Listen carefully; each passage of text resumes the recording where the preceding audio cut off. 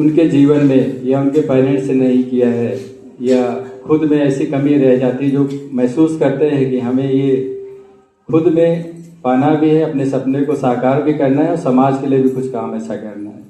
वही सपना हमने भी देखा था बचपन से। शिक्षा का एक अभाव था मांगड़ मुनगर क्षेत्र में भी कह लीजिए और परिवार में तो था ही।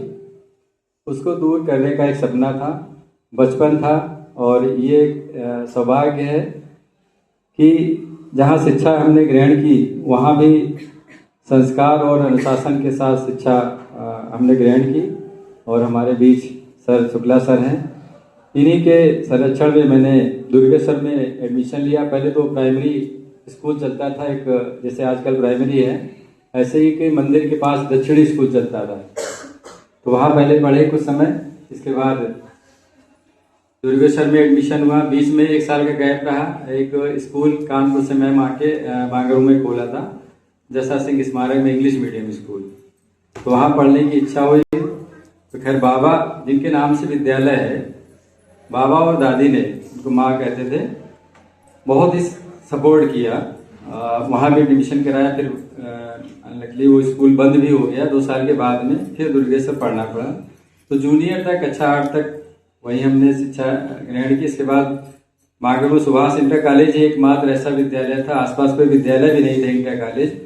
तो उस समय शिक्षा का जो अभाव देख रहे थे वो हमारे अंदर कहीं ना कहीं बड़ा वो लग रहा था, लेकिन परिस्थितियां घर की विपरीत थी। सुबह स्कूल जाते थे, शाम को दुकान पे बैठना था। किराने की दुकान थी, आज भी है, भाई लोग चलाते हैं। और शाम को सारा सामान ला के रखना था और फिर भी पढ़ना भी था। लेकिन पढ़ने का जुनून ऐसा था कि नहीं कुछ करना है, रात भर नींद नहीं आती थी। हाँ, बाबा और दादी हमारे प्रेरणा रहे। वहीं दुकान के पीछे ही बंगला बना हुआ था, छप्पर था, उसी में रहते थे। तो वही सपने बहुत देखा करते थे। अगर पढ़ना है तो 2 बजे भी पढ़ने बैठ जाते थे। और पढ़ने के साथ साथ तो दादी थी, वो रात भर हमारे साथ बैठी रहती। कुछ भी उनको चाहिए तो देना है। अगर चाय की ज़रूरत है, उनको लगता था 3-4 बजे देती थी। हाँ, एक दिन की और घटना है। उसी दिन बैठे हुए थे, पढ़ रहे थे, 1 बजे का, हाँ 1:30 बजे का समय था। माँ बैठी, मतलब तो सो रही थी अपने को। धन्यवाद सर, बहुत अच्छे हैं, अपनी फैमिली को भी बहुत प्यार करते हैं और बेटियों को तो खास कुछ ज़्यादा ही प्यार करते हैं। कहे तो कोई बात तो बुरा नहीं मानते हैं, लेकिन दोनों लोग आपस में कोई बात होती है तो उसको हम लोग निपट लेते हैं। ये नहीं है कि जैसे और हस्बैंड के तरह कि लड़ाई करते हैं, ताने मारते हैं, ये सब नहीं है। और क्या कहें, मेरी बेटी, अपनी बड़ी बेटी को सबसे ज़्यादा लकी मानते हैं, क्योंकि जब मेरी बड़ी बेटी हुई थी उसके पहले ही ये स्कूल खुला था। तो ये सर अपनी बड़ी बेटी को ज़्यादा लकी मानते हैं। इसके लिए हम थोड़ा सा 2 शब्द सर के लिए गाने गाते हैं। हंसते हंसते कट जाए रास्ते, जिंदगी यूं ही चलती रहे, तुझसे मिले या गम बदलेंगे ना हम, दुनिया चाहे बदलती रहे। Thank you.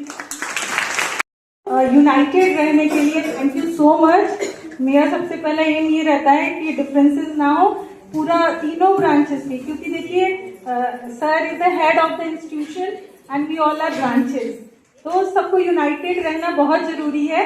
तो मैं बंगाली गाना गाऊंगी जो मैं 2 लाइन गाऊंगी और उसका मतलब भी समझाऊंगी। रविन्द्रनाथ टैगोर जी के द्वारा गाया हुआ सॉन्ग है, मेरा बचपन से बड़ा फेवरेट सॉन्ग है और ये यूनिटी का सॉन्ग है जो पूरा सूट करता है हम लोगों को। तो सॉन्ग है, আমরা সবাই রাজা আমাদের এই রাজার রাজত্বে, নইলে মোদের রাজার সঙ্গে মিশবো কি শর্তে, আমরা সবাই রাজা, আমরা যা খুশি তাই করি তবু তার খুশিতেই চলি, আমরা যা খুশি তাই করি তবু তার খুশিতেই चली। इतना ही पहले समझा दूं और इतना ही समझाऊंगी। हम सब लोग राजा हैं। रविन्द्रनाथ टैगोर जी ने कहा है कि यूनिटी का ये सॉन्ग है, हम सब लोग राजा हैं हमारे राजा के राजत्व में। ठीक है, हम सब राजा हैं अपने राजा के राजत्व में। हमरा जा खुशी ताई कोरी, मतलब हमारा जो जी में आता है वो करते हैं, तो वो तार खुशी ताई चोली, तब भी हम अपने राजा की खुशी का ध्यान रखते हैं। हम अपनी मर्जी